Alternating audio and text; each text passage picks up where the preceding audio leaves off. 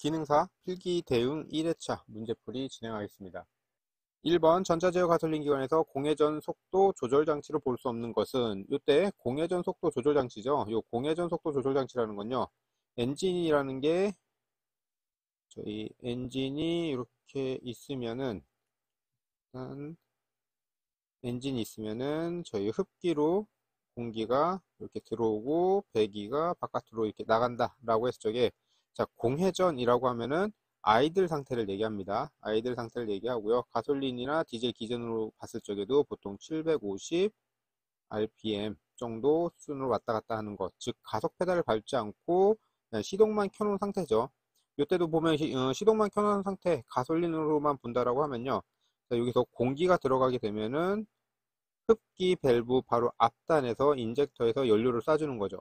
이때 공기량이 계속해서 변화가 됩니다. 변화가 되는 거는 온도에 따라서 최적이 계속해서 변하기 때문에 엔진 RPM이 계속해서 흔들려요. 좀 올라갔다가 내려갔다 이렇게 하죠. 근데 요거를 일정하게 유지하기 위해서 연료량은 계속 같이 있고 완전 연소가 되기 위해서 공기량을 계속해서 바꿔줍니다.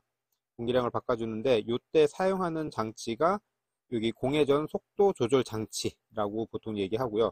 그거는 이렇게 흡기 통로가 있으면은 흡기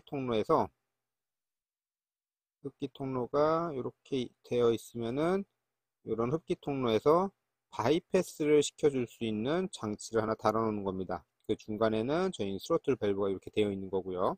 그다음에 여기에 내가 전자제어 장치를 써가지고 즉 스텝 모터 방식 여기서 보면은 일단 스텝 모터 방식이다 라고 하면은 이제 단계입니다.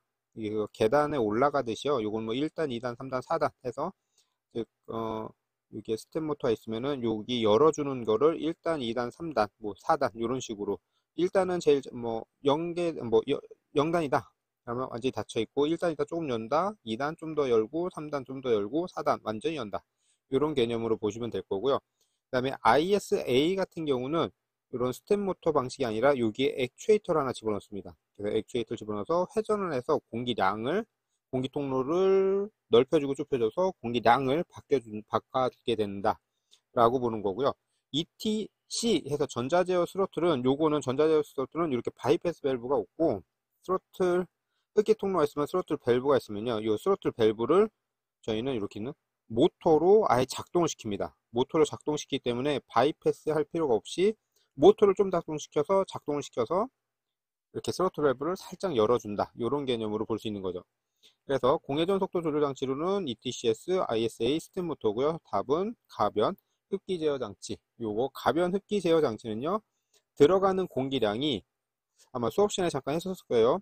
저속과 고속에서 보면은 여기 흡기 통로가 길어야 되고요. 고속에서는 짧아야 된다. 요런 길이 변화를 해주는 게 가변 흡기 제어 장치입니다. 그래서 공회전 속도 장치로 볼 수 없는 것은 4번 가변 흡기 제어 장치. 다음 2번 내연기관 시스템에 사용하는 자동차의 대체 에너지로 볼 수 없는 것은 그래서 일단 답은 3번 중유가 되는 거고요. 내연기관 시스템에서 사용되는 대체 에너지죠.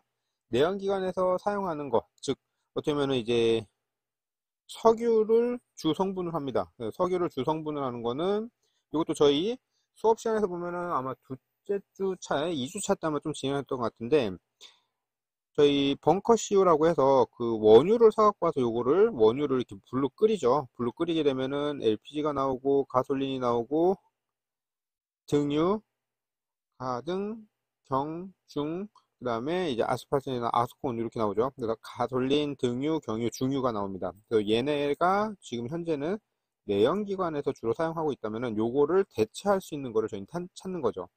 그래서 보면은 일단 중유는 지금 요거 어차피 지금 저희가 가솔린이나 경유를 사용하고 있는 거고 요거 외에 요 등유나 중유 같은 경우는 조금 더 지저분한 연료 정도로 여러분들 생각하시면 되고요.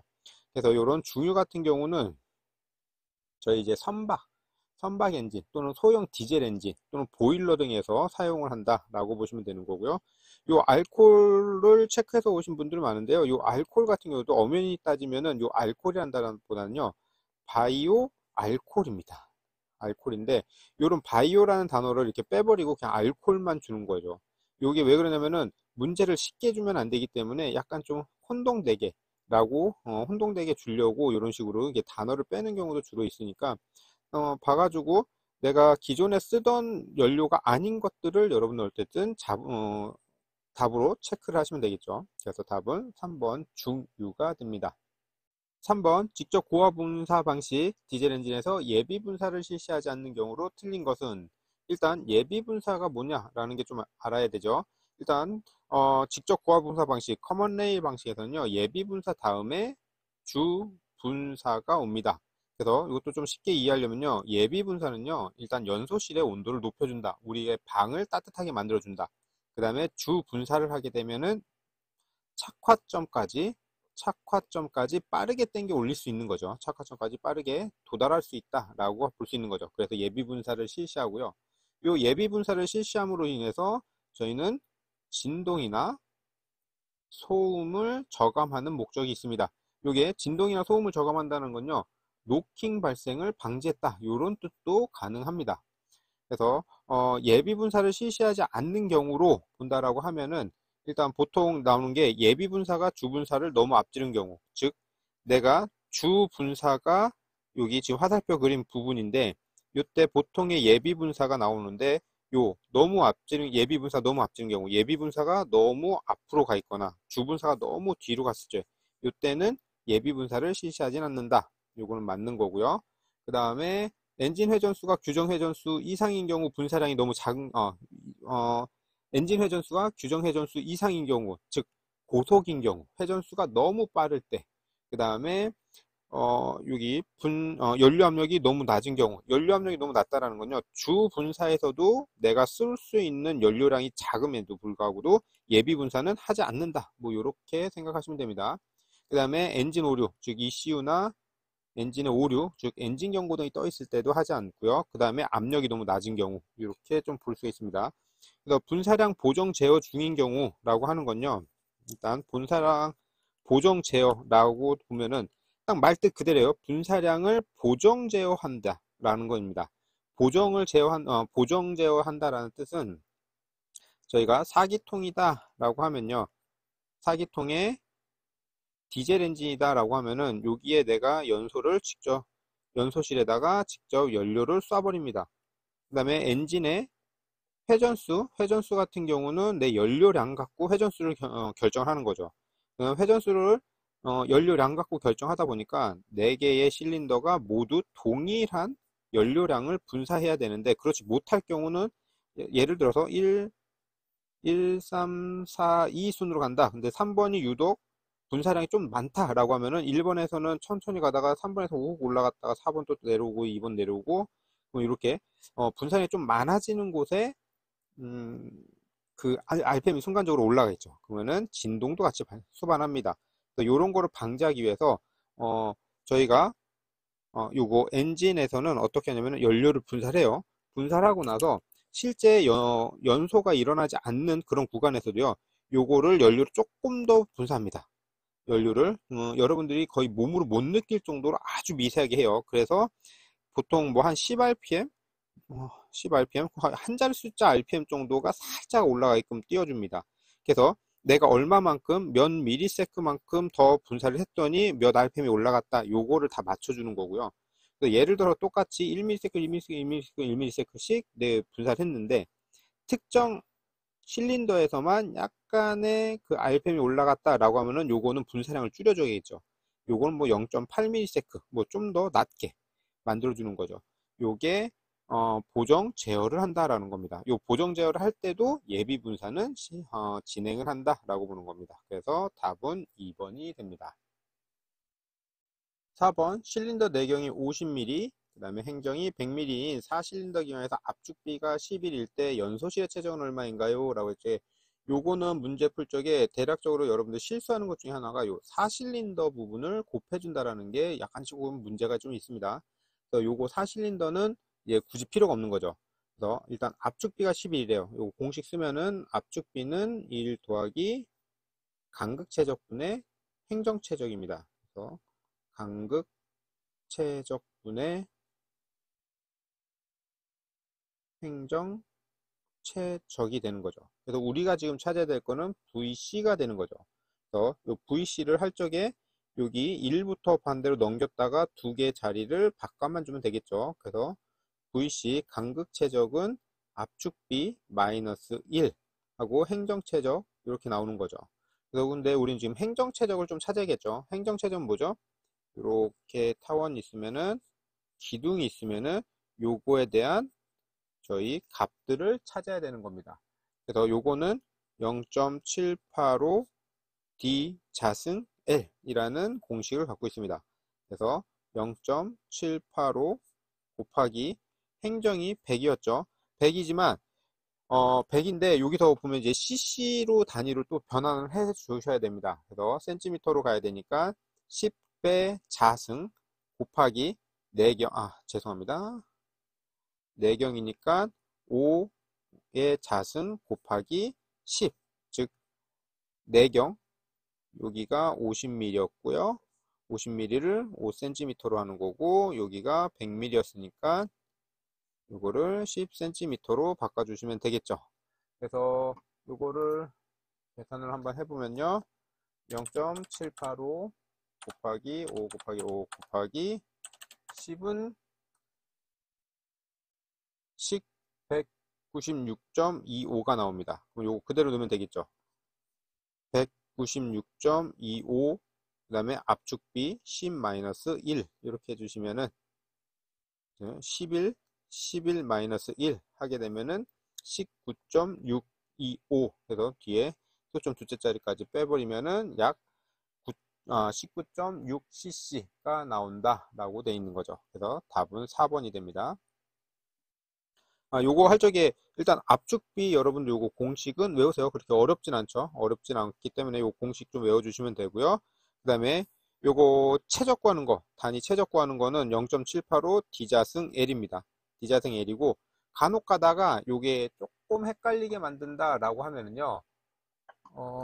여기 여러분들이 이렇게 해서 가끔 문제가 답은 19.6이지만 4실린더를 곱해도 나올 수 있도록 뭐 이런 식으로 약 78.5cc 이런 식으로도 나오기도 합니다.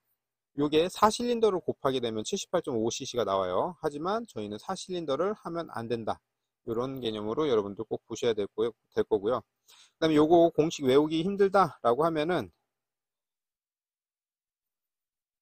공식을 외우기 힘들다라고 하면요. 압축비는 연소실, 즉 폭발이 일어나는 구간입니다. 연소실분의 연소실의 피스톤이 움직이는 거리, 행정최적이라고 합니다. 그래서 요게 간극최적, 이쪽 밑에 있는 게 행정최적입니다. 그래서 보면은 요거 두 개, 즉 간극최적 똑같은 거 있죠. 그래서 요거 두 개가 1이 되고요. 더하기 간극최적분의 행정최적이 됩니다. 이렇게 외우시면은 이렇게 그림으로 좀 외우시면은 조금 쉽게 가실 수 있을 겁니다.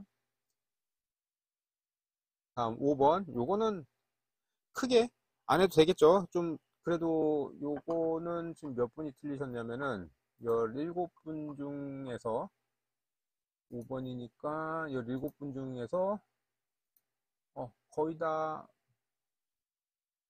5번은 거의 다 맞았네요.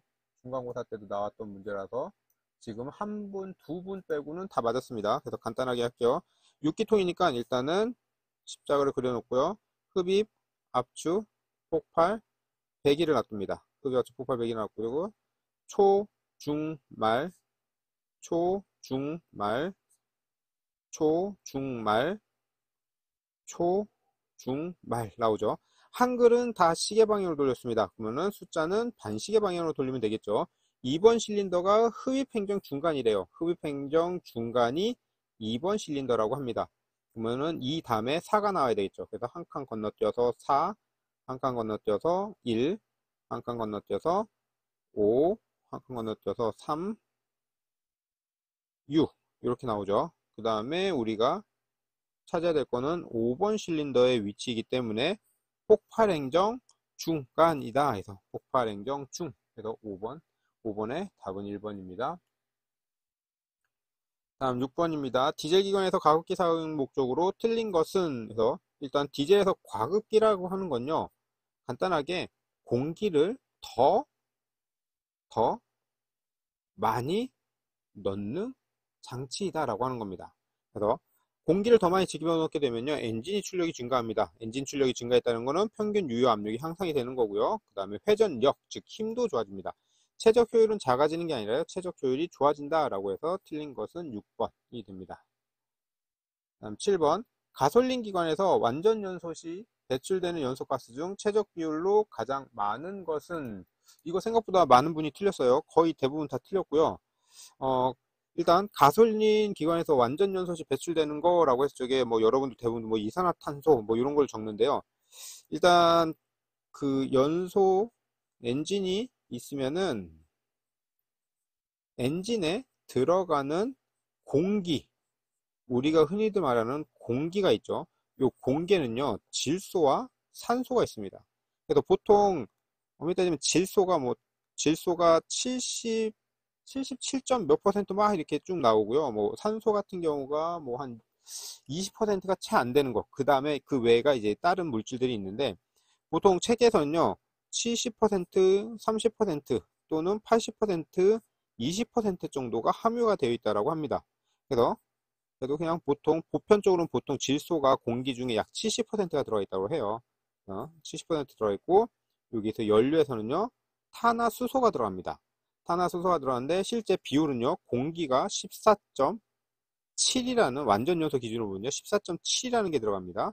그 다음에 연료는 1 들어갑니다. 요거는 이제, 질량으로 보는 거죠. 그래서 14.7g이 들어가면은, 연료는 1g 들어간다. 그러면은 당연히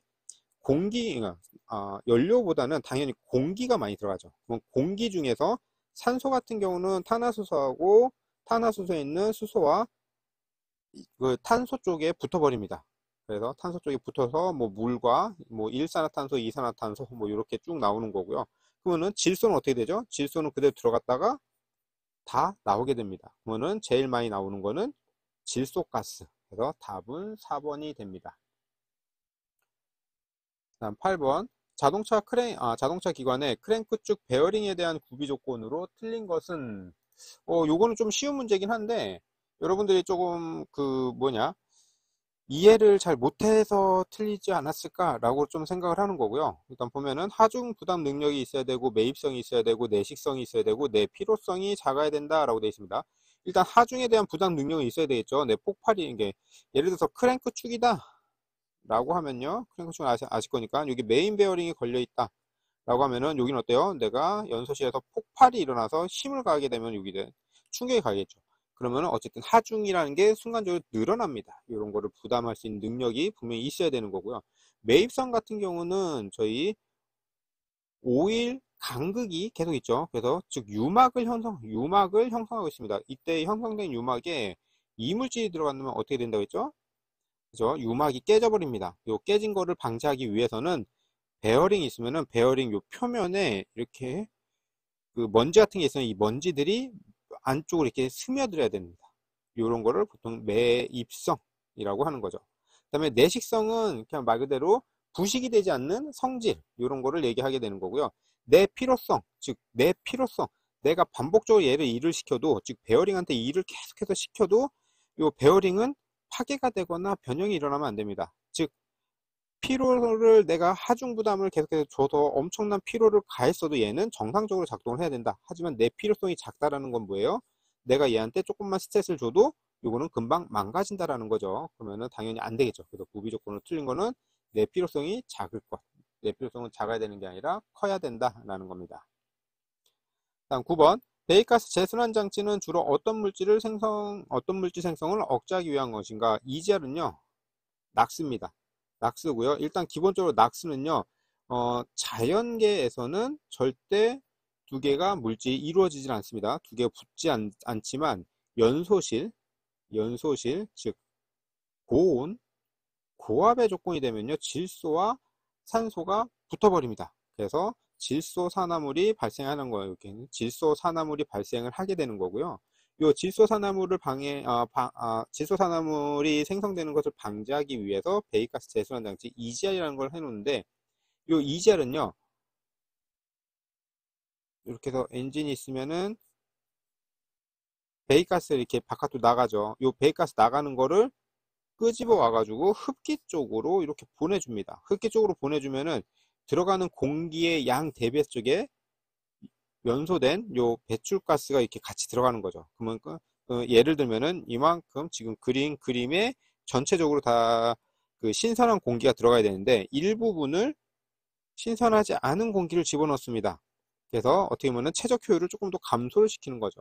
그래서 고온의 온도가 아닌 약간씩만 온도를 낮춰가지고 질소산화물이 만들어지는 조건을 없애기 위해서 EGR 시스템을 사용한다 라고 보는 거죠. 다음 10번 LPG 기관에서 액체를 기체로 변환시키는 것을 주 목적으로 설치가 되어 있는 것은 1번 솔레노이드 스위치, 2번 베이퍼라이저, 3번 본배, 4번 기상 솔레노이드 밸브. 해서 여기서 액체를 기체로 바꿔주는 건요 베이퍼라이저입니다. 일단 LPG 기관은요 본배라는 즉 가스 저장 통이 있습니다. 본배가 있고요. 이 본배 내부는요 LPG 가스로 가득 차 있고요. 이때의 압력은 높게 올라가 있습니다. 이때 본배 안에는 가스가 압축되어 있다 보니까 이렇게 50%만 채울게요. 50%가 있다라고 하면요 밑에는 액체 성분이 되어 있고요. 위에는 기체 성분이 되어 있습니다. 이 상태에서 뭐 요거는 펌프를 갖고 그 LPG 기관, LPI 같은 경우 LPI 같이 생각난 김에 같이 하죠. LPI 같은 경우는 구동 모터가 있지만 LPG 같은 경우는 구동 모터가 없습니다. 구동 모터가 없고요. 여기서 그냥 바로 그냥 기체와 액체를 이렇게 같이 뽑아 올립니다. 그래서 요때도 이게 또 말이 길어지긴 하는데 일단 기체는요 냉각수 온도 기준 15도 일적의 기체 연료를 보내주게 되는 거고요. 냉각수 온도 기준 15도 이상이 되면은 액체를 보내줍니다. 그럼 보통 상온에서 쓰기 때문에 저희는 액체를 보내게 되면은요. 여기서 솔레노이드 밸브 두 개를 걸쳐서 어디로 가느냐? 베이퍼라이저로 갑니다. 베이퍼라이저가 가지고 베이퍼라이저 1차 실과 2차 실에 걸쳐 가지고요. 압력을 낮춰줍니다. 그래서 즉 감압을 합니다. 감압을 하면서 액체 성분이 이렇게 넘어오면서 기체 성분으로 바뀌어지게 되는 거죠. 그래서 액체를 기체로 바꿔주는 거는 베이퍼라이저고요. 베이퍼라이저가 또 다르게 하는 역할은 감압도 합니다. 이때는 1차 실과 2차 실에서 감압이 이루어진다 라고 보는 겁니다. 다음 11번 열선식 흡입 공기량 센서가 적용된 기관에서 흡입 공기량이 증가할 경우 변화하는 물리량은? 이라고 물어봤죠. 요거 보면은 여러분들 약간 좀 뭔가 되게 많이 헷갈리는 것 같은데, 자 일단 열선식 흡입 공기량 요거는 2학기 때 배우는 내용이긴 한데 일단 보면은 흡입 공기량 센서래요. 흡입 공기량 센서라는 거는 얘가 들어가는 흡기 통로가 있으면요 여기 스로틀 밸브가 있으면 요 스로틀 밸브 앞단에 어떤 센서라는 녀석들이 장착이 됩니다. 이 센서는요 들어가는 공기량을 측정을 합니다. 이 들어가는 공기량을 측정하는 이유는 들어가는 공기량을 측정하는 이유는 일단 측정을 해서 엔진 ECU 쪽에 신호를 보내면 이 엔진 ECU는 이 해당 신호를 갖고요 연료량을 계산합니다. 연료량을 계산해서 어디다 인젝터한테 신호를 주는 거죠. 지금 공기가 얼마만큼 들어오고 있으니 너는 얼마만큼만 분사를 해 해서 시간을 결정해 주게 됩니다. 이때 센서 하는 방식이 좀 여러 가지긴 한데 보면은 이제 열선, 뭐 열막, 그 다음에 이제 칼만 와류 방식, 그 다음에 배인, 그 다음에 맵 센서 방식 이렇게들 좀 나눕니다. 그래서 보면은 배인하고 칼만 와류는요 최적이라고 하고요. 열선 열막은 질량이라고 하고요. 맵 센서는 간접 계측입니다.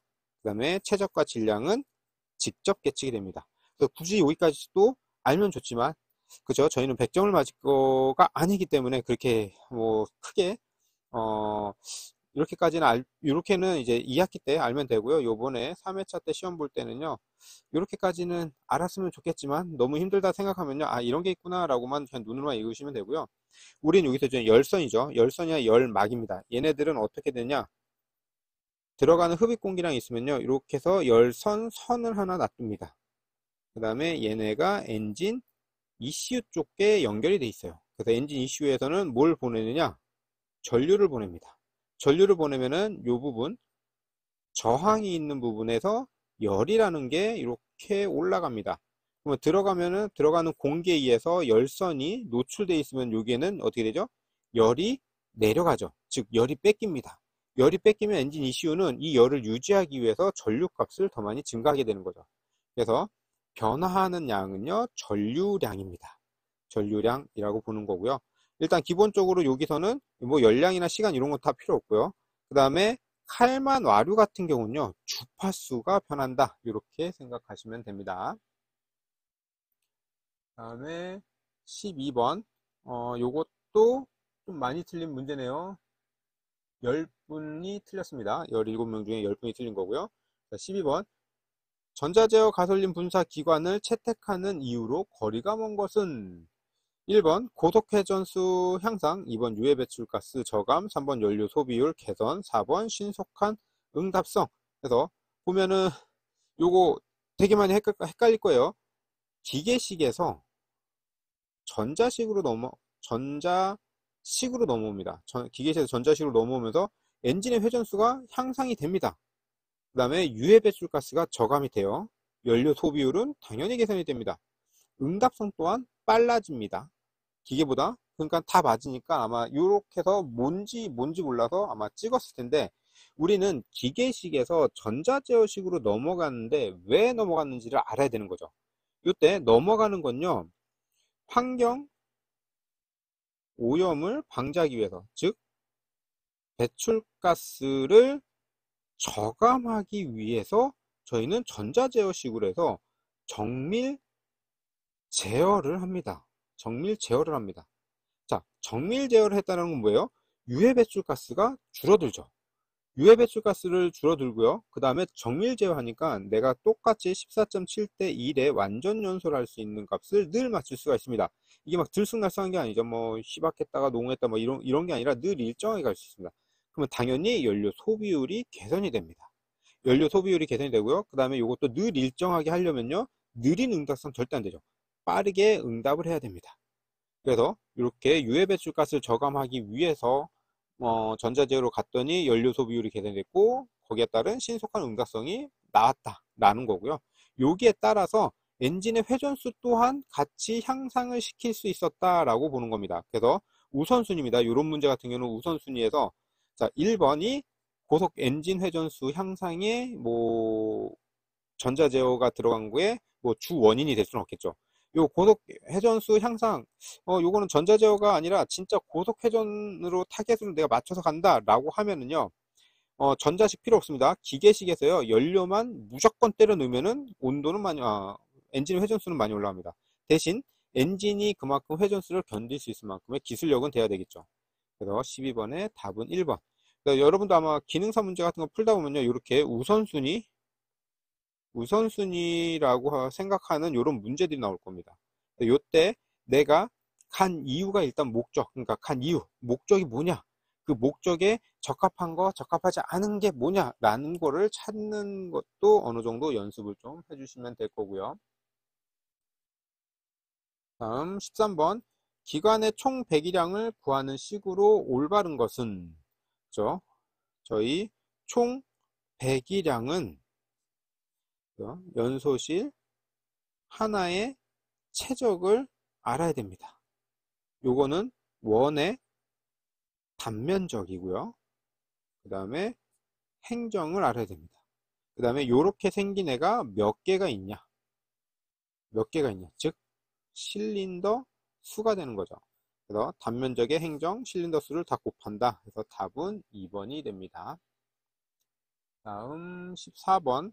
기관의 윤활유 점도 지수 또는 점도에 대한 설명으로 틀린 것은, 요거 일단 용어부터 좀 풀어드리면요, 점도는요, 액체의 액체의 끈끈한 정도라고 보는 거고요. 점도 지수는요, 온도에 따른 점도 변화입니다. 점도 지수가 높다라는 건요, 점도 변화가 거의 없다라는 거고요. 그 다음에 점도 지수가 낮다라고 하는 건요, 온도에 따라서 점도 변화가 커졌다라고 보는 겁니다. 그래서 쭉 읽어보면은, 자, 추운 지방에서는 점도가 클수록 좋다. 추운 지방에서 점도가 크다라는 건요, 매우 끈끈해진, 끈적끈적해집니다. 근데 끈적끈적한다 해서 추운, 즉 온도까지 낮아져 버리면요, 더 끈적끈적거리겠죠. 그러면 윤활유가 뭐 제 역할을 못 할 수가 있는 거죠.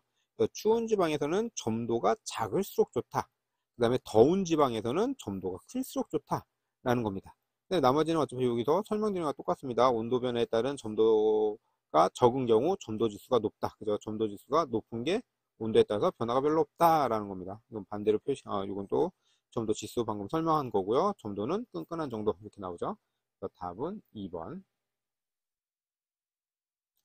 다음 15번. 그림과 같은 커먼 레일 인젝터 파형에서 주 분사 구간을 가장 알맞게 표시한 것은, 이거 여러분들 웬만하면 다 틀렸을 텐데 제가 깜빡하고 여기다가 이게 원래 그 다른 사람들한테 알려줄 때 좀 쓰는 건데 주분사 이렇게 쭉 나왔을 거예요. 그래서 여러분들이 웬만하면 다 맞췄던 것 같은데, 자, 여기서 우리가 찾아야 될 거는 주분사 구간입니다. 주분사 구간이라고 하면은요, 즉 연료가 메인으로 분사가 되는 구간입니다. 그 다음에 그래서 보면은 처음에 밑에 여기 전류라고 나오죠. 전류 보면은 여기 조그맣게 나와 있고요, 여기 크게 나와 있습니다. 크게 나와 있는데 이 전류는 일단 플런저라는 게 작동을 합니다. 즉 인젝터가 있으면은 인젝터 안에서 플런저가 있어서 플런저가 뒤로 당겨지면서 연료가 분사하게 되는 보통 이런 구조가 되는 거고요. 이때 플런저를 당겼을 적에 이제 전류가 소모가 되니까 이 값을 보여주는 겁니다. 여기서 보면은 처음에 이렇게 당겼죠. 처음에 조금 당겼습니다. 조금 당긴 건 뭐냐면은 여기는 예비 분사가 됩니다. 그래서 처음에 조금 이렇게 분사를 조금 해주는 겁니다. 연소실에다가 내가 연소실에다가 분사를 조금 해줍니다. 조금 해주는 거는요, 요 안에 있는 열을 올려주기 위해서, 즉 연소실에 열을 올려서 착화 온도까지 빠르게 당겨 올리기 위해서 그렇습니다.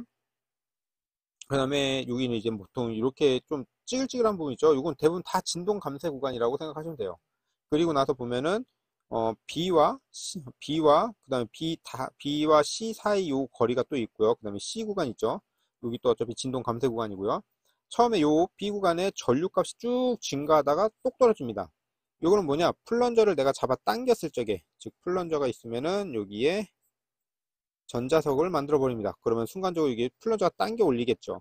요때 큰 전류가 공급이 됩니다. 그래서 요거는 이렇게 쭉 당겨 올라가고 있는 거죠.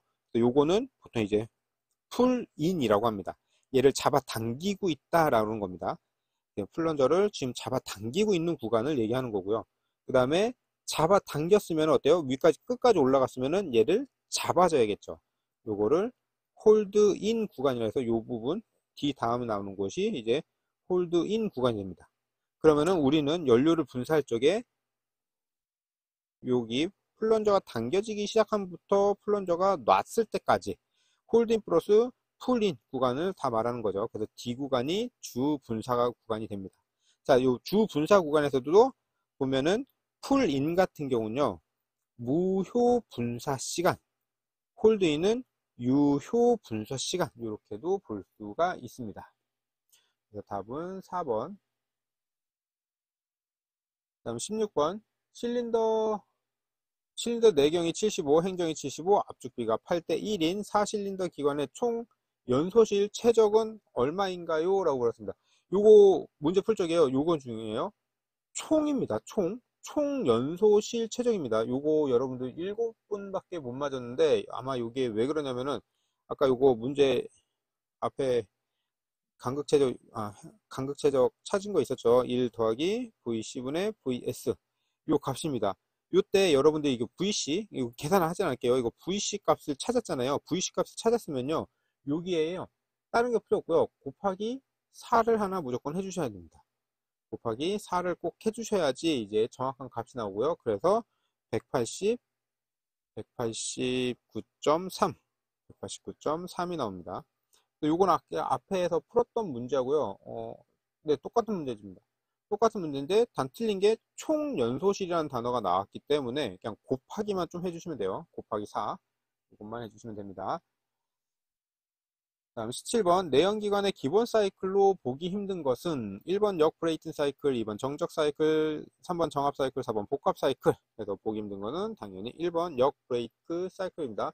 역 브레이튼 사이클은요, 요거 같은 경우는 공기, 냉동, 사이클을 얘기하게 됩니다. 그 다음에 여기 하나 더 여러분 좀 알아면 좋은 게요. 브레이튼 사이클이라는 게 또 있습니다. 요거 같은 경우는 보통 이제 가스 터빈을 얘기하게 되는 거고요. 정적은 가솔린 기관을 얘기합니다. 정합은 저속 디젤, 복합 사이클은 고속 디젤을 얘기하게 됩니다. 그래서 답은 1번. 다음 18번 밸브 스프링의 서징 현상으로 올바른 것은 일단 서징이라고 하는 건요, 밸브 스프링은 어떻게 해요? 그냥 스프링이기 때문에 똑같이 생긴 스프링입니다. 이 스프링은요, 내가 누르면은 압축이 됐다가요, 다시 힘을 제거하면은 원래 상태로 돌아옵니다. 하지만 서징이라는 건요, 고유 주파수가 일치하게 돼서, 즉 이렇게 돼 있는 주파수가 나오는데 여기 진동과 엔진에 나오는 진동수가 같이 맞아 떨어집니다.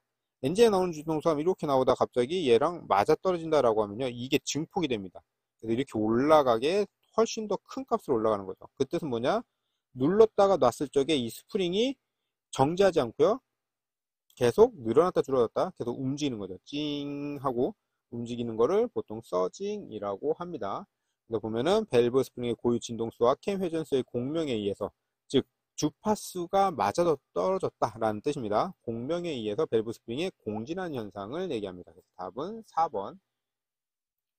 다음 19번 기관이 과열하는 원인으로 틀린 것은, 이거는 이제 크게 뭐 풀 것도 없죠. 당연히 냉각수 흐름의 저항이 감소가 되는 거죠. 요거요, 과열하는 원인으로 틀린 거예요. 다시 말하면 정상적으로 작동하는 애입니다. 냉각수 흐름 저항이 감소가 됐다. 이 뜻은 뭐예요? 훨씬 더 냉각 효율이 좋아졌다라고 보는 거죠. 다음 20번 자동차의 안전기준에 제동 등이 다른 등화와 겸용하는 경우 제동 조작 시 그 광도가 몇 배 이상이어야 되는가 라고 합니다. 일단 광도라고 하면요, 광원이 있으면요, 즉 빛이 나오는 원점입니다. 빛이 나오는 광원이 있으면 여기서 나오는 빛의 세기를 저희는 광도라고 하고요, 칸델라라고 부릅니다.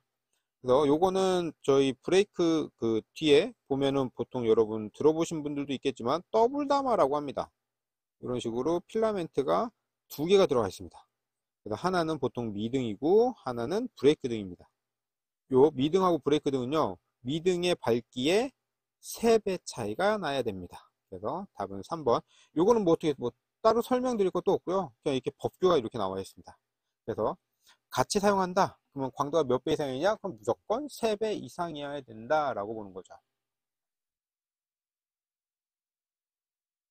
다음 21번 수동변속기 차량에서 클러치의 필요 조건으로 틀린 것은, 이게 1번 회전관성이 커야 된다, 2번 내열성이 좋아야 된다, 3번 방해 잘 되고 과열되지 않아야 된다, 4번 폐회전 부분 평형이 좋아야 된다. 그래서 일단 답은 1번이 되는 거고요. 수동변속기 차량에서 클러치죠. 클러치의 필요 조건은요, 저희 엔진이 이렇게 있으면은 여기에 플라이 휠이 있습니다.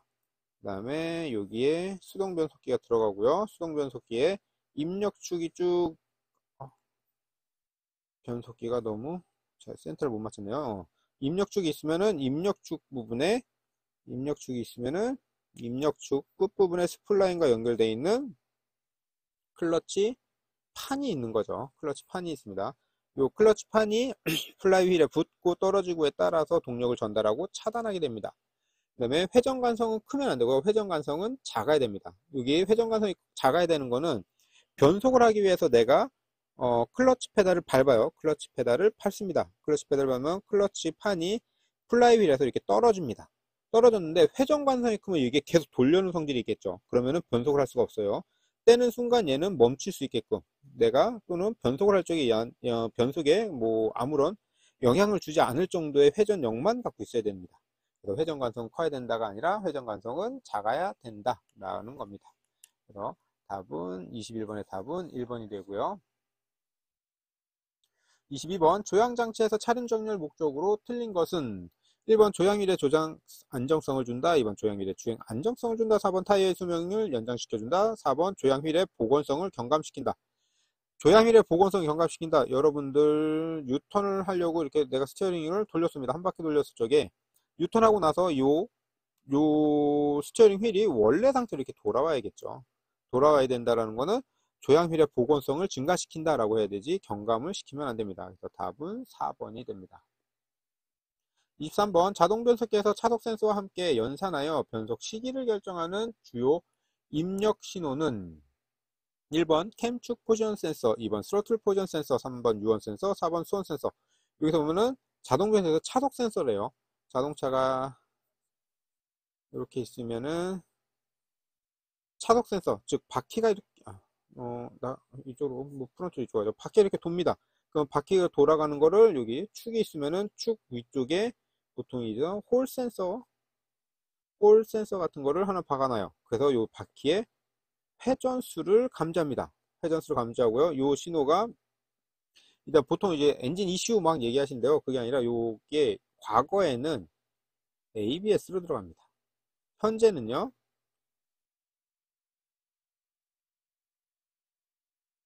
클러스터로 들어갑니다. 즉 계기판으로 들어갑니다.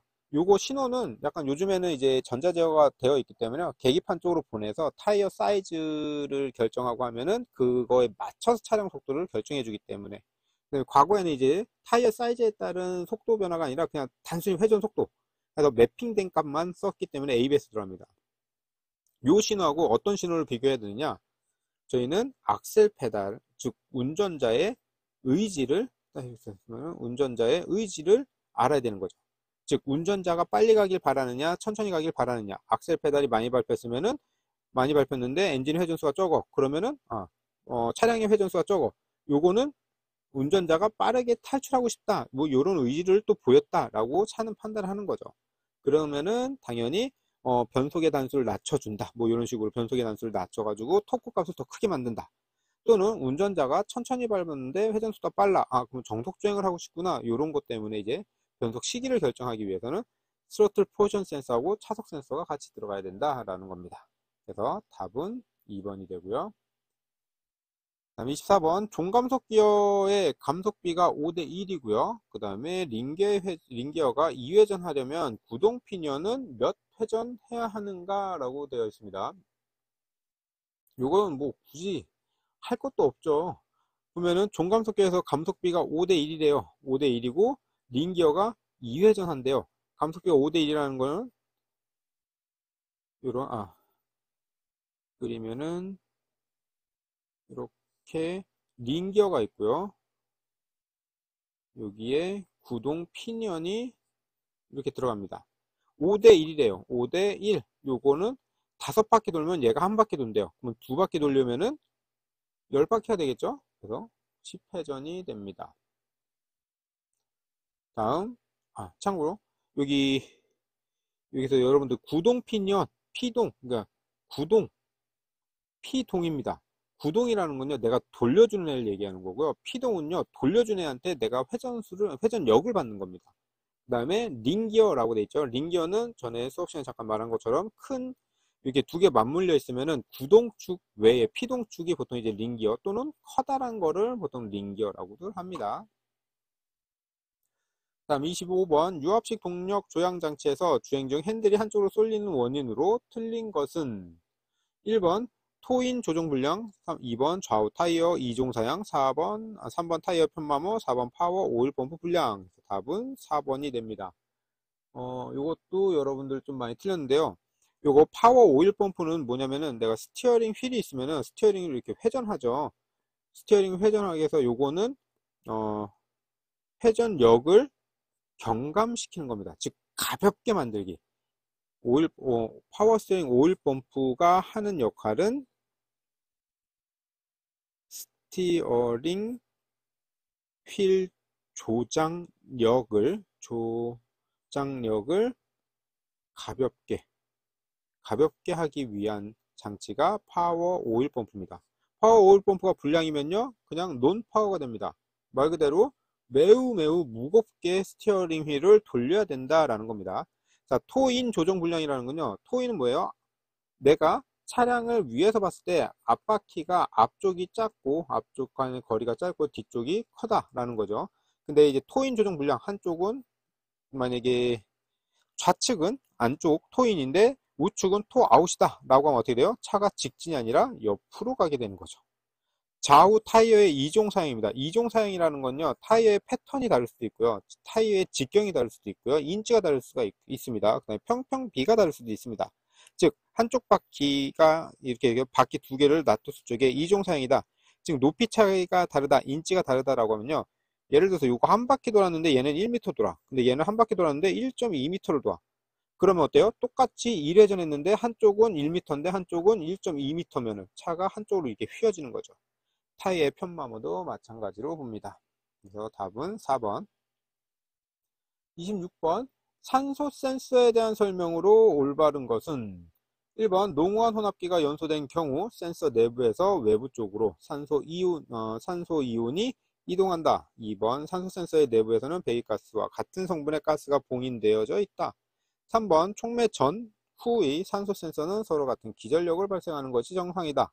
4번 광역 센서에서 히팅 코일 접지와 신호 접지 라인은 항상 0이다. 일단 올바른 거죠. 올바른 거는 일단 1번이고요. 농후한 혼합기가 연소된 경우는 센서 내부에서 외부 쪽으로 산소 이온이 이동한다 라고 되어 있는데, 일단 산소 센서 요거는 지금 무슨 산소 센서 같은 경우는 일단 크게 여러분들 배울 쪽이 나중에 배울 쪽이에요. 지르코니아하고요, 티타니아 이렇게 두 가지를 배울 겁니다. 그래서 대부분 여러분들 지르코니아 정도만 충분히 알고 계시면 되고요. 지르코니아는요, 배기관이 나오면요, 이것도 여러분들 6분밖에 안 맞았네요. 배기관이 이렇게 있고 배기가스 이렇게 흘러가면은 여기에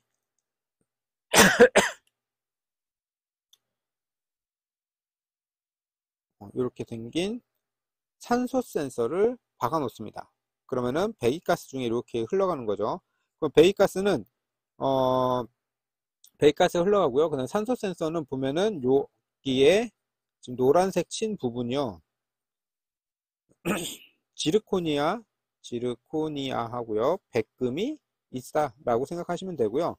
여기 지금 이것도 색깔 좀 다르게 해야겠죠. 요 빨간색 부분요, 대기와 접촉되어 있습니다. 대기와 접촉되어 있기 때문에 요거는 어떻게 좀 판단하시면 되냐면은, 여기에 산소량과 그 배기관 쪽에 있는 산소량과 대기와 접촉되어 있는, 즉 대기의 산소량을 비교를 합니다. 비교를 해서 산소의 양이 똑같으면요, 얘네들은 기전력을 발생하지 않아요. 즉 산소 이온이 이동을 하지 않습니다. 산소 이온이 이동하지 않는데 여기 배기관이 농후하다라고 합니다. 농후할 경우는 산소의 양이 없겠죠. 그래서 산소의 양이 대기와 배기가스의 산소의 양이 차이가 커지죠. 커지게 되면은 산소 이온이 움직입니다. 산소 이온이 움직이면서요, 기전력이라는 것을 발생을 해요. 요게 최대 1.0V, 보통 이제 0.9V, 실제 측정하면 0.9V인데 최대 1.0V까지 나타난다, 뭐 이렇게 보는 거죠. 이런 방식이 보통 이제 지르코니아입니다. 그래서 1번이 되는 거고요. 산소 센서는 내부에는 배기가스와 같은 성분이 아니라 대기와 같은 성분으로 봉인되어 있다. 요거는 봉인이 아니라 내부 대기와 같은 성분, 대기와 접촉되어 있다, 이렇게 보여야 되는 거고요. 촉매 전후의 산소 센서는 서로 같은 기전력이 절대 나오면 안 됩니다. 절대 같은 기전력이 나오면 안 되고요. 요거는 촉매가 있으면은 전후다라고 하면은 요때는 산소의 농도가 낮습니다. 여기에는 산소의 농도가 좀 높습니다. 그래서 보면 여기 들어갈 때는 보통 산소 센서가 계속해서 아날로그 파형이 나온다면요, 후단, 즉 촉매 후단에서는요 거의 일정한 값이 나와야 된다 라는 거가 됩니다. 그 다음에 4번은 뭐 신호 접지 라인, 산소 센서에서 히팅 코일의 접지와 신호 접지 라인은 항상 0이다 라고 되어 있는데요, 요거 이제 항상은 아니라고 보시면 돼요. 왜냐면 이게 히팅 코일이 작동을 하느냐 안 하느냐 뭐 이런 거에 따라서 다르다라고 생각하시면 되죠. 그래서 여기까지는 굳이 가실 필요 없고요. 여러분들 나중에 추가 공부한다라고 하면은 여기 지르코니아까지만 좀 해주시면 됩니다. 그래서 답은 1번. 27번 사행정 디젤 기관에서 실린더 내경이 100mm, 행정이 127mm, 회전수가 1200rpm, 도시평균 유효압력이 7kg/제곱센티미터, 실린더 수가 6이라면은 도시 마력은 얼마인가요? 라고 물었습니다. 이건 여러분들이 제일 싫어하는 공식을 외우셔야 되는 것 중에 하나입니다. 그 IPS 도시 마력은 75 곱하기 60분의 PMI 곱하기 여기 이제 총 배기량이 들어가는 건데 이때 총 배기량은 0.785 곱하기 내경 자승 곱하기 행정을 곱해주면 되죠. 거기에 여기 곱하기를 다 헷갈릴 수 있으니까 D자승 L 이렇게 그냥 실린더 하나의 배기량을 구합니다. 이 상태에서 총 배기량은 실린더 수 해서 실린더 수 Z를 곱해주면 됩니다. 실린더 수 Z를 곱해주고요. 거기에 엔진 회전수를 곱해주시면 되겠죠. 이렇게 해서 요거 위에 있는 거 그대로 다 대입해서 문제를 푸시면은 아마 56이 나올 겁니다. 56이 나왔는데 혹시라도 문제를 풀었는데 112 요거 체크되신 친구들이 여럿 있어요. 요거 좀 뭔가 본 것 같아서 풀었는데 요 112가 나오는 이유 중에 하나는요. 여기 회전수입니다. 회전수고요. 자, 일단 조금 더 설명을 드리면요. 일단 PMI 평균 유효 압력이 PMI가 됩니다. 그 다음에 배기량 실린더 하나의 배기량이 내경의 행정 요 부분이 지금 배기량이 되는 거죠. 여기에 실린더 수 Z 얘를 곱하면은 총 배기량이 됩니다. 보면은 이렇게 점선 친 부분이 총 배기량이 됩니다. 그 다음에 회전수가 N 여기 회전수가 들어가면 되는 거죠. 자, 요때 회전수가 2행정 사이클과요 4행정 사이클이 있습니다. 자, 2행정 사이클은 한 바퀴에 한 번씩 폭발이지만 4행정은 두 바퀴에 한 번 폭발입니다. 그렇기 때문에 여기서 4행정 디젤이라는 게 나왔기 때문에요. 이게 회전수 곱하기 2분의 1을 해줘야 됩니다. 즉 1200rpm이 아니라 600rpm이죠. 600rpm을 해야지 약 56이 나오는 거고요. 자, 요거 혹시라도 잘 모르겠다라고 하면요. 일단 여러분들 총 배기량 일단 무조건 구해놓고요. 다 곱하세요. 다 곱하시고 난 다음에 뭘 하느냐. 4행정이면 2분의 1을 하나 해주시면 되고요.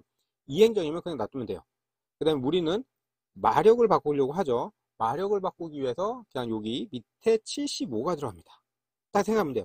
우린 PS로 바뀐다? 근데 무슨 단위가 나왔는데 킬로그램이 나왔다. 근데 우리가 바꿔야 될 게 PS다. 그럼 무조건 밑에다 75로 곱한다 생각하시면 돼요. 그 다음에 60은요. 여기 회전수는 뭐예요? 분당 회전수를 얘기합니다. 근데 우리가 지금 찾아야 될 단위는요. 킬로그램 펄스 메타 퍼 세크 즉 초 단위를 찾아야 됩니다. 그렇기 때문에 분을 초로 바꾸기 위해서 60이라는 거를 곱해줬다 이렇게 생각하시면 되겠죠. 그래서 여러분들 푸시면은 답은 약 56이 나오게 됩니다. 그 다음에 28번 기관의 블로바이 가스의 주 성분으로 올바른 것은 그저 블로바이 가스는 탄화, 수소, HC 가스가 됩니다. 답은 2번. 그 다음에 29번 주행 중 자동차의 중량과 관계가 없는 것은 잠깐만요. 여러분들 이거 왜 이렇게 많이 틀렸어요? 이거 몇 번이고 설명을 한 건데 28번에 보니까 8분밖에는 안 맞았네요. 블로바이 가스는 뭔지 알죠? 연소실이 있으면은 여기서 압축을 하거나 폭발을 했을 적에 미연소 가스가 이렇게 나오는 겁니다. 즉 미연소 가스예요. 미연소라는 건 뭐예요? 가스가 연소가 되지 않은 가스죠. 여기에는요 산소와 질소와 탄소와 수소, 탄소와 질소, 이건 보통 이제 공기라고 하고요. 얘는 연료입니다. 즉 미연소니까 연료가 미연소에서 나온 거기 때문에 HC가 되는 거죠. 그래서 HC 가스. 다음 29번 주행저항 중 자동차의 중량과 관계가 없는 것은 요건 그냥 여러분들 되게 쉽게 외울 수 있는 건요. 중량과 관계없는 건요. 그냥 공기저항입니다. 공기저항은요. 속도 제곱하고요. 전면 투영 면적입니다. 전면 투영 면적이라고 하는 거는 자동차가 이렇게 있으면은 차량을 앞면에서 봤을 적에 요 면적을 저희는 전면 투영 면적이라고 합니다. 그 다음에 나머지 뭐 구름 저항 같은 경우는 마찰 개수에 하중이 들어가는 게 되는 거고요. 하중 같은 경우는 차량 중량에 쌓인 세타, 즉 올라가는 요 각도가 나와 있게 된다 라고 하는 겁니다. 그 다음에 가속도 같은 경우는 약간 좀 몇 개 좀 차이가 조금 있긴 한데, 일단 기본적으로 중력 가속도에 차량의 가속도가 들어갑니다. 여기에 개수가 하나 들어가고요. 그 다음에 차량의 중량이 들어간다. 그래서 요거는 이제 기능사에서는요 되게 자주 나오는 것 중에 하나고, 되게 나와봐야 공기저항, 중량과 관계없는 거는 공기저항, 딱 이렇게만 생각하시면 됩니다. 답은 4번이 되고요. 요거 보충 자료라고 해서 하나 만들어 놨는데요. 잠깐 띄워놓을 테니까 좀 보시면 될 거고요. 요거는 지금 여러분들이 외우실 것 같지는 않고 그냥 한 번만 눈으로 쓱 한번 봐주시면 됩니다. 다음 30번 유압식 동력 조향 장치에서 안전 밸브의 기능은 1번 조작력을 가볍게 하기 위한 것이다. 2번 코너링 포스를 유지하기 위한 것이다. 3번 유압이 발생하지 않을 때 수동 조작을 대체할 수 있는 것이다. 4번 조향 조작력을 무겁게 하기 위한 것이다.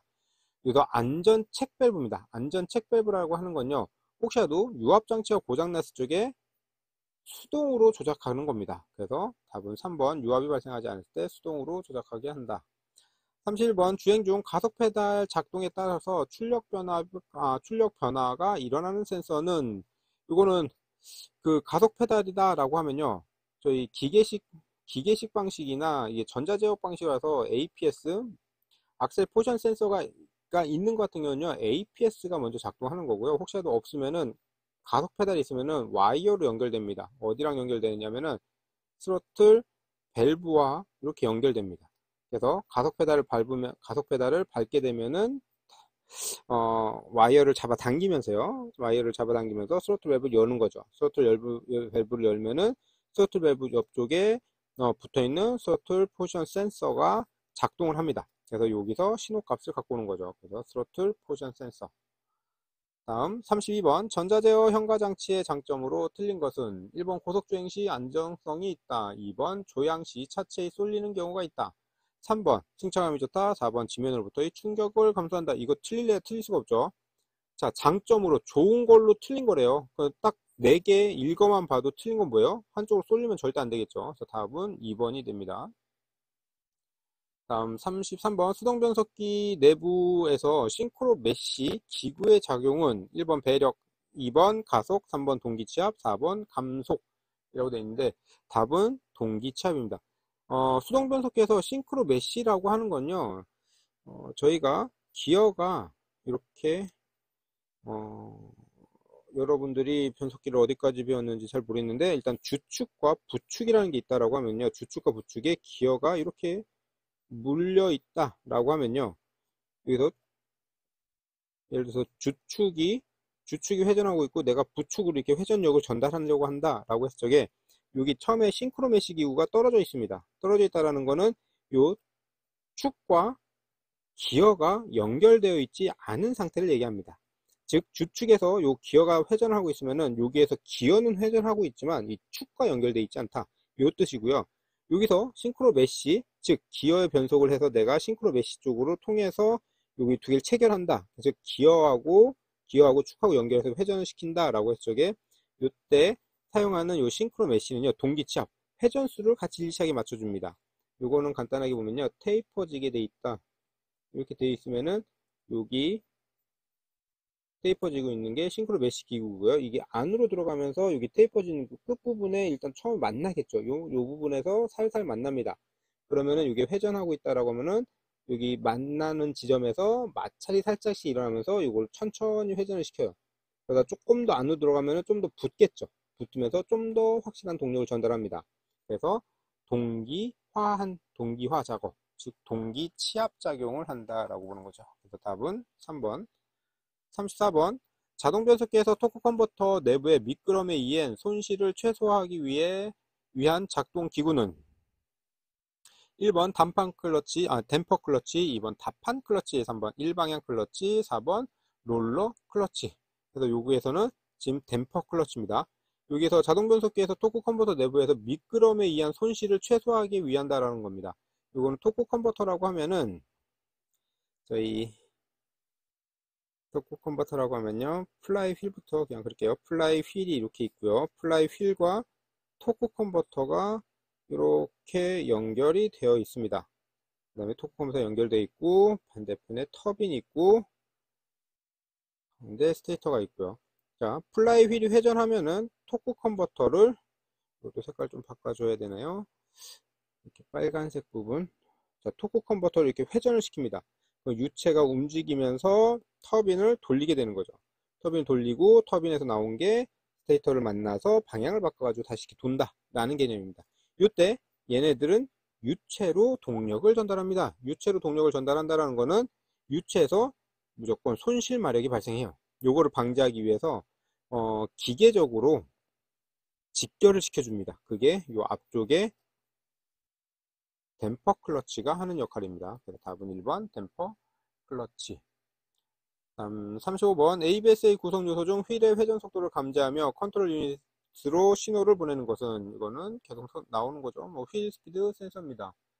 요거는 11분밖에 안 맞았네요. 요거 일단은 휠의 회전 속도를 한다 그러면은 뭔진 모르지만 스피드 센서가 합니다. 속도에 관련된 건요 무조건 스피드라는 단어가 들어갑니다. 대부분.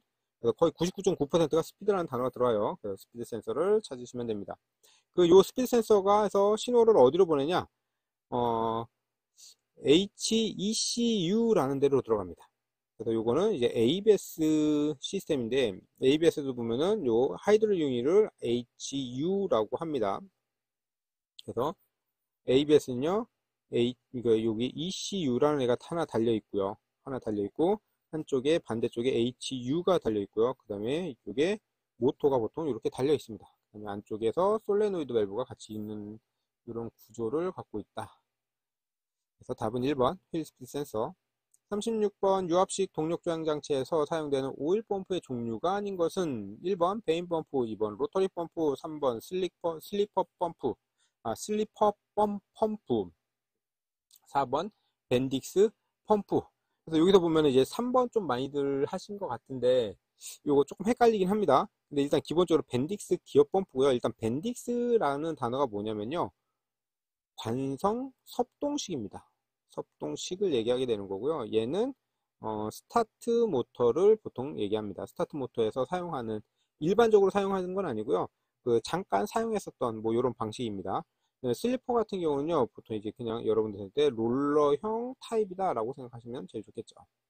그 다음에 베인 펌프 같은 경우는 회전을 하게 되면은 베인 날개가 튀어나와서 변신되어 있는 곳에서 한쪽을 긁어낸다.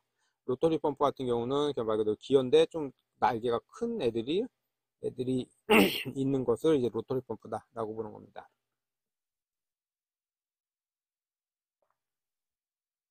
다음 37번 드럼 방식의 브레이크 장치와 비교했을 때 디스크 브레이크의 장점은 1번 자기작동 효과가 크다, 2번 오염이 잘 되지 않는다, 3번 패드의 마모율이 낮다, 4번 패드 교환이 용이하다. 디스크 브레이크 장점은 패드가 교환이 용이하다. 자, 디스크 브레이크는요, 외부에 이렇게 디스크판이 나와 있고요. 디스크판 양쪽에 패드를 해서 양쪽에 힘을 눌러서 압착하는 방식입니다.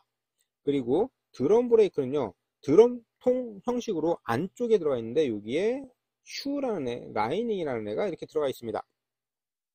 그래서 일단 드럼 브레이크 같은 경우는 이게 고정되어 있고 이게 확장을 한다라고 하면 회전하는 방향에서 한쪽은 자기 배력 장치의 효과가, 자기 배력의 효과가 나옵니다.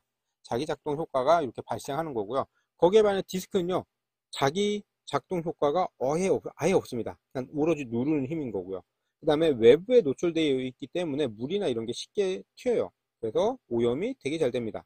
그 다음에 패드 마모가 좀 빠른 편이다. 빠른 편일 수밖에 없는 게요, 자기 작동이 없고 큰 힘으로 누르고요. 그 다음에 큰 디스크판을 조그만한 패드로 나는 작동을 하기 때문에 마모율이 매우 높습니다. 근데 겉으로 나와 있기 때문에 타이어만 탈거하고 캘리퍼만 위로 제끼면은 네, 바로 교환이 가능하다입니다. 답은 4번. 다음 38번 전자제어 현가장치에서 감세력 제어 상황이 아닌 것은 1번 고속주행하면서 좌회전할 경우, 2번 정차 시 뒷좌석에서 많은 사람이 탑승한 경우, 3번 정차 중 급출발한 경우, 4번 고속주행 중 급제동한 경우.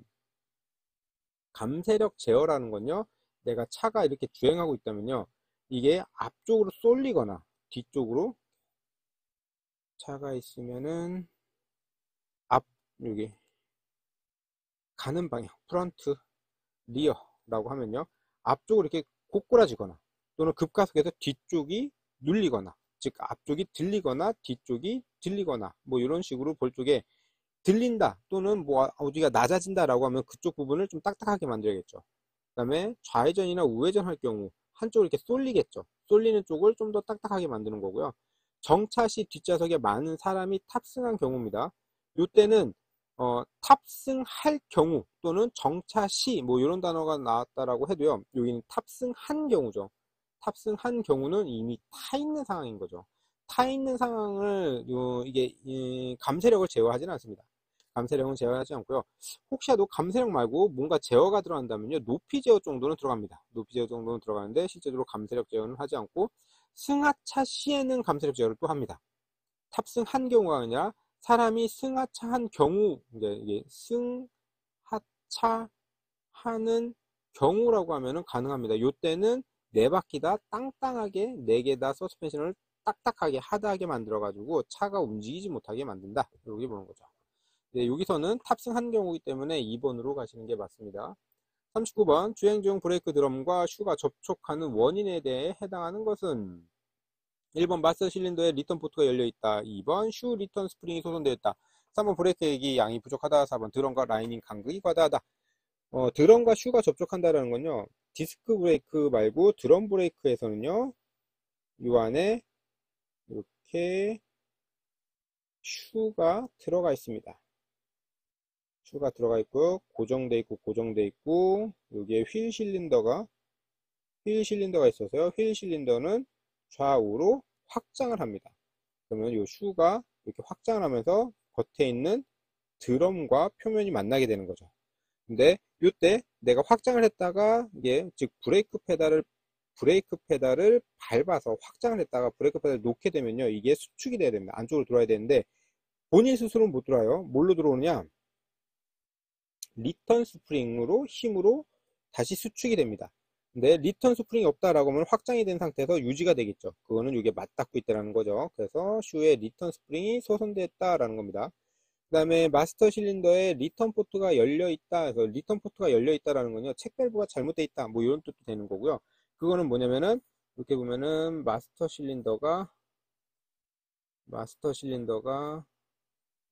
이렇게 브레이크가 있다라고 하면요, 여기에서 압력을 가고요, 일정 압력으로 여기서 책 밸브 형식으로 지금 막고 있어야 되는데 못 막고 여기에 뚫려 있다라는 건요, 요 브레이크 파이프 내에 압력이 존재하지 않는다, 이런 것도 됩니다. 존재하지 않는다라고 하면요, 압력이 낮아졌기 때문에 끓는 점도 낮아집니다.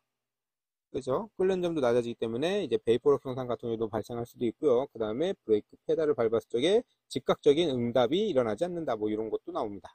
그 다음에 나머지 같은 경우는 좀 이제 브레이크가 잘 잡히지 않는 쪽, 또는 미끄러지는 쪽, 이런 걸로 볼 수가 있습니다.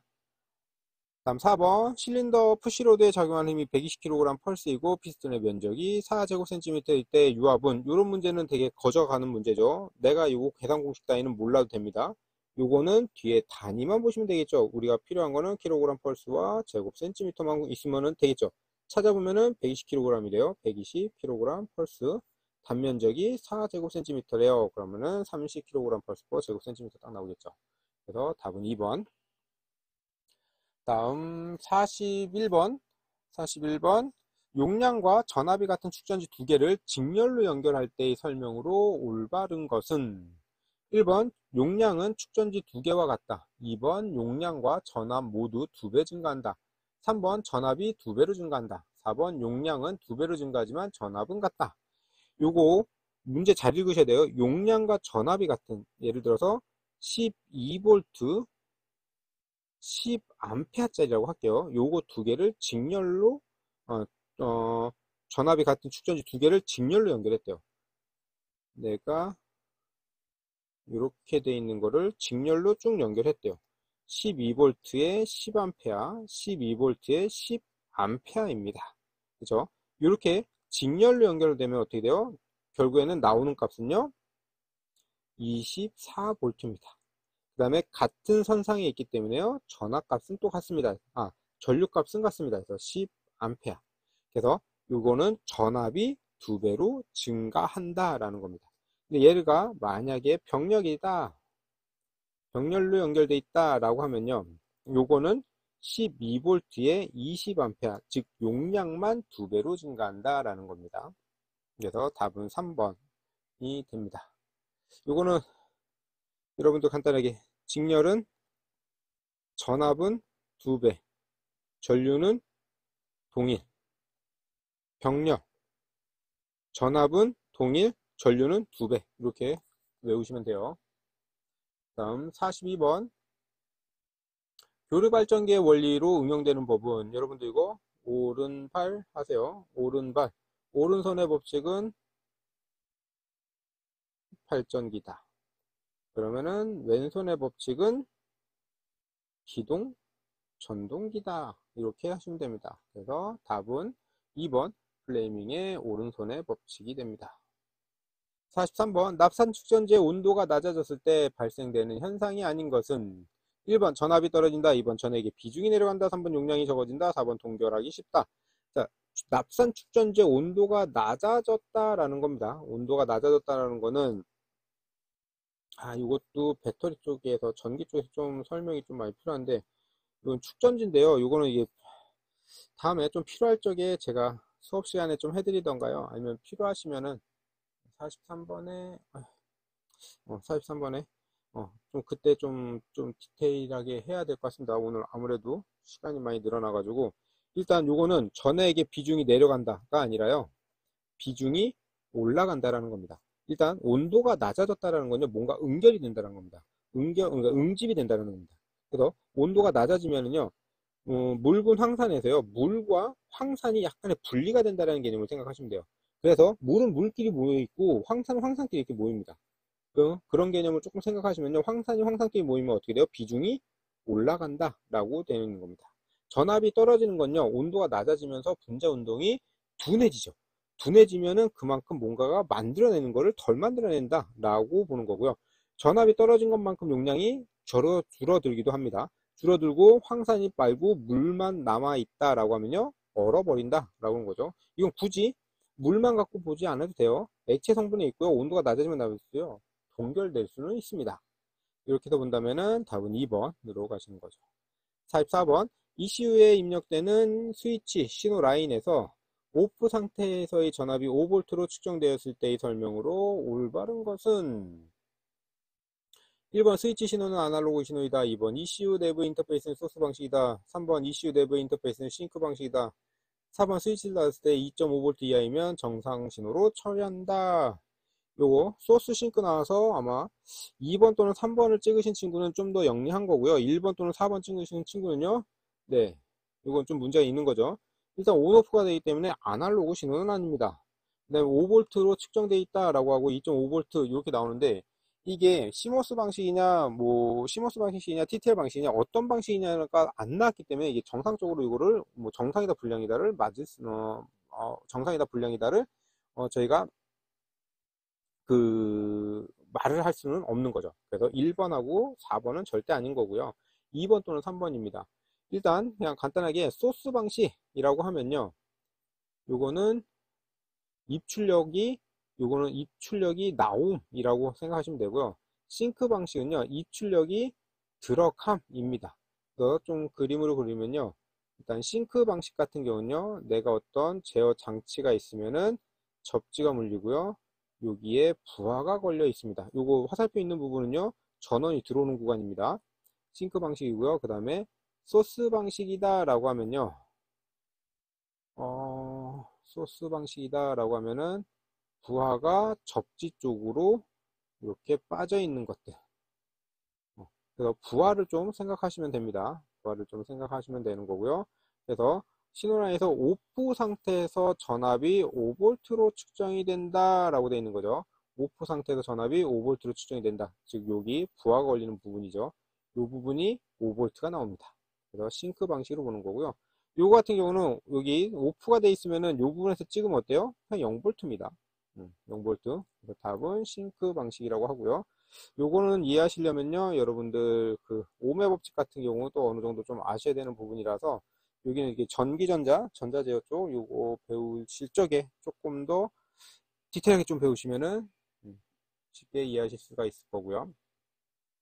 45번 편의장치 중 중앙 집중식 제어장치 에탁스의 입출력 요소의 역할에 대한 설명으로 틀린 것은 여기서 말하는 일단은 에탁스 부분이죠. 요거는 요즘에는 이제 보통 이제 BCM이라고 합니다. 바디 컨트롤 모듈이라고 생각하시면 되고요. 엔진이나 이제 셰시 쪽 제어를 한 부분을 제한 나머지 운전자의 편의 사양을 제공하는 부분은 대부분 이제 BCM이 담당한다라고 보시면 돼요. 요 인트 볼륨 스위치는 이제 와이퍼 스위치입니다. 와이퍼 스위치가 비가 왔을 적에 와이퍼가 간헐적으로 움직이기 위한 것들인 거고요. 모든 도어 스위치, 요건 문이 닫혔는지 열렸는지를 보는 거고요. 키 리마인드 스위치는, 그러니까 키 리마인드 스위치는요, 키 삽입 여부, 키가 들어가 있다, 나와 있다, 요걸 보는 거고요. 키가 들어가 있다 또는 키가 없다, 이런 걸 보는 거고요. 와셔 스위치는 열선 작동이 아니라 와셔가 작동되는지 안 되는지, 와셔 스위치를 눌렀는지 안 눌렀는지 요 값들을 보는 겁니다. 그래서 답은 4번이 됩니다.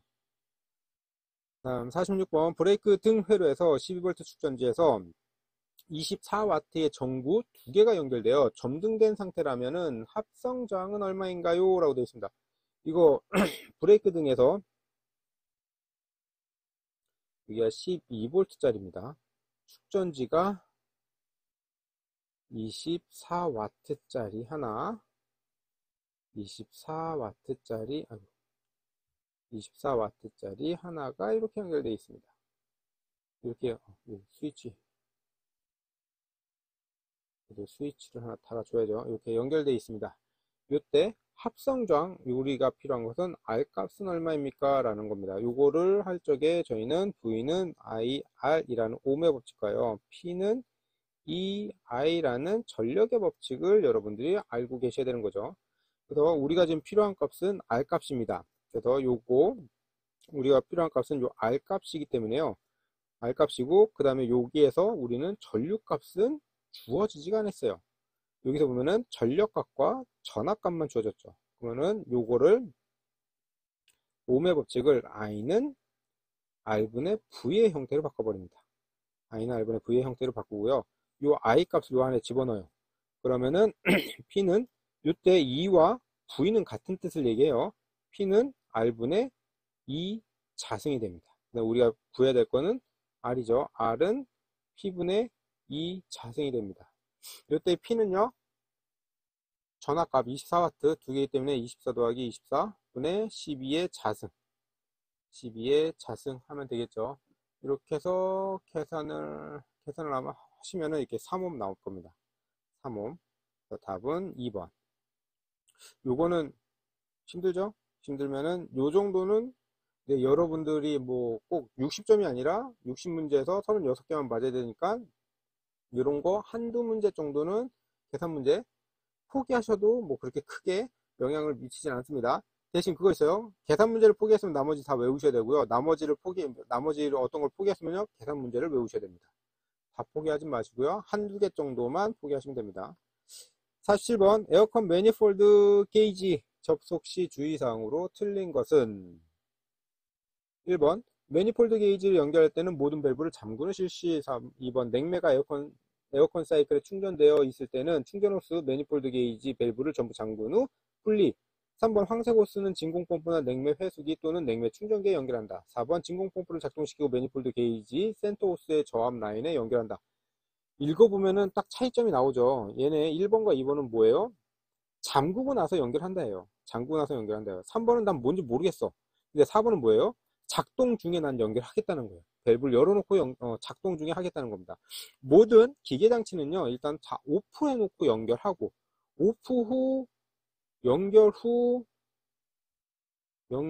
연결한 후에 다시 작동을 시킵니다. 그렇죠? 이렇게 개념으로 보면 딱 4번 바로 나올 수가 있습니다. 48번 전자제어 배전 점화 방식에 사용되는 구성품이 아닌 것은 1번 파워 TR, 2번 원심 진각 장치, 3번 점화 코일, 4번 크랭크각 센서. 전자제어 시스템입니다. 여기서 딱 봤을 때 나는 뭔진 몰라도요. 왠지 이것도 전자제어 같아. 이것도 뭔가가 전기 신호로 갈 것 같아. 얘도 전기야. 원심 진각이래요. 원심 진각. 즉 회전하고 있는데 회전력에 의해서 어떤 값이 바뀐대요. 요거는 기계식 방식이죠. 그래서 답은 2번입니다. 답은 2번. 다음 49번 반도체에 대한 특징으로 틀린 것은 1번 극히 소형이고 가볍다, 2번 내열 시간이 불필요하다, 3번 내열 전력 손실이 크다, 4번 전격 값이 이상이 되면 파괴가 된다. 반도체는요 전기를 갖다 주지 않았을 때 평상시 전기가 없을 때는요 부도체입니다. 그 다음에 전기가 인가가 되면은 도체의 성질을 갖는 겁니다. 이 중간적인 성질이라고 해서 반도체라고 하고요. 반도체는요 극히 소형이고 가볍고 예열 시간이 불편하고요. 내부 전력 손실이 매우 작습니다. 그래서 많이 쓸 수 있는 거죠. 전격값 이상이 되면은 일정 온도 이상이 돼도 그렇고요. 일정 전압 이상이 돼도 파괴가 됩니다. 그래서 답은 3번. 다음 50번 기동전동기에서 많은 전류가 흐르는 원인으로 올바른 것은 1번 높은 내부 저항, 2번 전기적 코일의 탄선, 3번 내부 접지, 4번 계적 코일의 단선. 여기서 보면은 기동전동기에서 많은 전류가 흐른다라는 건요. 내가 일정하게 이렇게 가는데 요 길이가 예를 들어서 이렇게 더 짧아집니다. 더 짧아지면요. 순간적으로 더 큰 전압이 한꺼번에 넘어가야 된다. 이런 뜻으로 여러분들이 생각하시면 돼요. 그래서 내부 접지를 생각하시면 됩니다. 다음 51번. 여기 좀 여러분들 이렇게 순서가 좀 바뀌었죠. 제가 타이핑 치면서 좀 잘못 쳤습니다. 이거 그래도 봐도 뭐 크게 어렵게 뭐 보진 않았을 거니까요. 자, 51번 줄 작업 시 줄 작업에서 줄에 손잡이를 꼭 끼우고 사용해야 하는 이유는 제가 봤을 때 요거 틀린 친구가 있습니다. 이거 당연히 다들 만점 맞을 거라고 생각하는데요. 자, 우리는 줄이라는 건 뭐예요? 어떤 표면을 갈아내는 거칠거칠한 장비를 얘기합니다. 요거를 그냥 맨손으로 잡아버리면 어때요? 손 만약에 미끄러지면 손 다 찢어지죠. 그걸 방지하기 위해서 손잡이에서 이렇게 나무를 하나 만들어 놓습니다. 그래서 여기 나무 부분은 우리는 이렇게 쥐고 줄 작업을 하게 되는 거죠. 즉 사용자에게 상처를 입히지 않기 위해서 당연히 하는 거죠. 줄에 손잡이까지 나왔는데도 이런 문제는 여러분들 틀리면 안 됩니다. 요게 지금 말도 안 되지만 5분이나 틀렸습니다. 5분이나. 제가 이거 수업 시간에 얘기했죠. 이건 사상이 잘못된 겁니다. 여러분들이 조금 더 안전하게 작업할 수 있는 걸 좀 생각을 해주시면은 51번부터는 웬만하면 다 맞는 겁니다. 52번 일반 가연성 물질의 화재로서 물이나 소화기에 소화하는 화재의 종류는 우리가 지금 물어보는 건요 일반 가연성 물질입니다. 일반 가연성 물질에서 물이라는 단어가 들어왔어요. 그냥 말 그대로 물로 끌 수 있는 것들은 뭐냐라는 겁니다.